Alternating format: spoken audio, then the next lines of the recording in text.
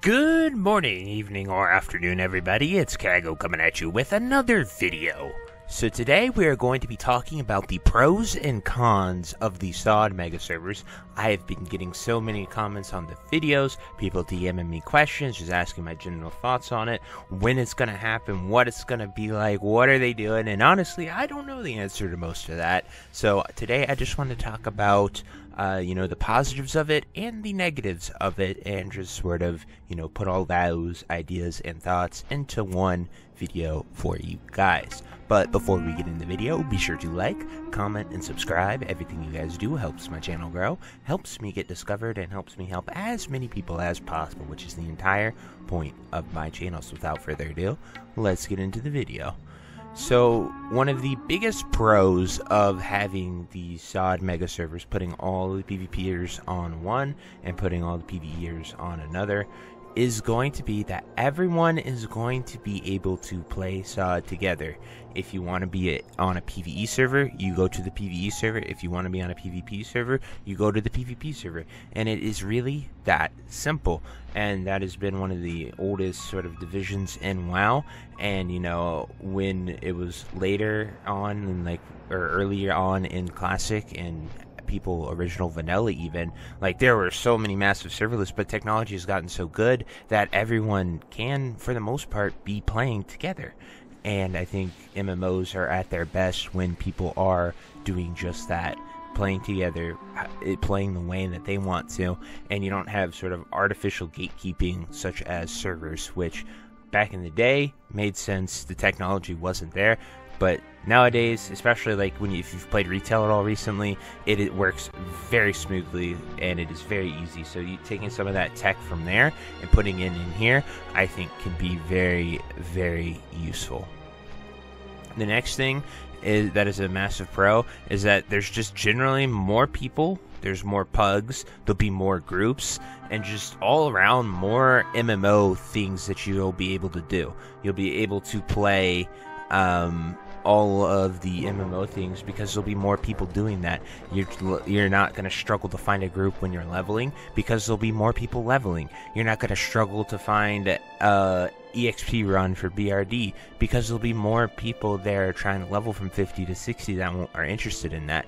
And I think it will be overall a great thing for players here on Season of Discovery to be able to play with other players trying to do the same stuff that they are doing. Because if you miss the initial launch wave and hype, it can be very hard to do that, especially even here on Crusader Strike, which is the main PvP server for North America.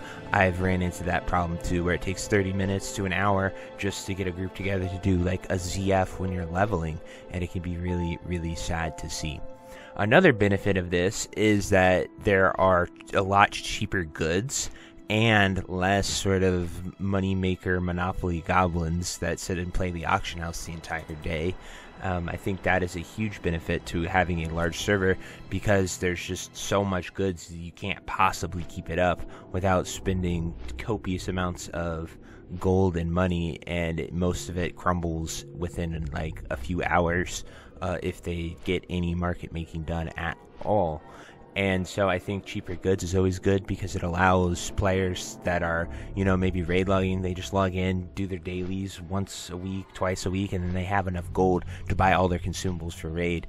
And it's a really healthy state for the game to be in when people don't have to feel obligated to go swipe and buy gold off a third-party website just to raid log if that is what they want to do. I know that's a popular thing that people do, and I hate that they do that, but it happens. So hopefully having people be able to log in, play the game, get the gold they need, and then just be able to get those cheap goods is really positive. And then possible for the future, if this goes well and it works and the tech is there, I think this is lining up to have a 2-server Classic Plus launch. They've been talking about it. They've been hyping it up. They've been throwing a lot of rumors. They haven't hard committed to it. They haven't said Classic Plus is coming. It will be on this date. But they have hinted what is this all for if not a Classic Plus? And so I would imagine that if this merger goes well, we will see a 1 PvE server and 1 PvP server for the Classic Plus launch, which will be absolutely insanity if people do that. And all in all, I think that it'll be, SoD has been such a great experiment. I've enjoyed testing a lot of these things, doing Classic with a lot of new features, and sure, they might have gotten away with a few things. This might have gone way past the power levels or stuff that they could have possibly imagined, but it's all in all, it's been a truly fun experience to play the game I love so much with such an extreme twist, and hopefully we see some things come to Classic Plus and other things are left here on SoD, like incursions. Those were terrible. But anyway, those are the pros of the mega servers. Next, I want to talk about the cons. So the biggest con is server emerging conflicts. So we don't know if they're going to use pre-existing. So like, example, I'm on Crusader Strike for North America. It is the largest PvP server by far. It's not even close. And so I don't know if they're going to bring everyone that wants to be on the PvP server here to Crusader Strike, or if they are just going to open up a PvP server and everyone is just going to be sent over to there. I don't know what they plan on doing. Those are the two possibilities that I see. However, one of those possibilities, especially with PvP server, comes with some big merging conflicts. And those conflicts are, one, names. We talked about this in the announcement video. Some dude was really upset about sharing a name with another player, and while I don't have that problem because my name's rather unique, it can be, that definitely is a thing, and hopefully there is a nice resolution to that at some point, especially if everyone, especially in SoD where people are being forced to do it. Maybe something like the retail system where your origin server is your, like, it says your name, then it says your origin server. So like if your name's taken on a popular server, you can just go to a non-popular server, do that. Sort of like a last name feature, something like that. I don't know how many fixes there are with that, but, having a unique name is important for WoW and how it's all coded and inviting to groups and stuff. So it is an important thing. Then the other one, and this is probably what more people will encounter, is that you cannot have an Alliance character and a Horde character on the same server in Classic. The game just does not let you do this. This was back in the day, I guess, to prevent you griefing your friends and so on.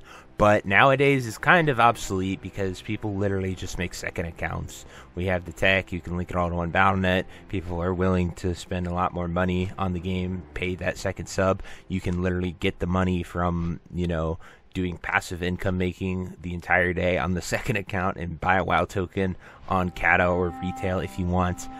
There's just a lot that you can do with it all. And so it's, I think it's outdated. I think it should go away, especially if it's going to cause people who maybe have a Horde here on Crusader Strike and Alliance on the other PvP servers. I would hate for them to have to choose or force faction changed or something like that. It would just really suck to see any loss of how people want to play the game because they're forcing you to move. Then another con is that this can cause a lot more competition for things, which can make it really harder to accumulate wealth, and farming can be a lot more difficult depending on layers and how that system is going to go. This is just what happens when tons of people are playing on one server. Like the Uber recipes such as like Lionheart plus 4 to stats, those types of things, there are tons of people that do it. So like you're not going to be a special person if you have that recipe. It is just going to sort of, you'll just be like one of 100 people that have it. And so that can cause a lot of issues with people. And some people might like that, other people might not. It just depends on the type of person that you are.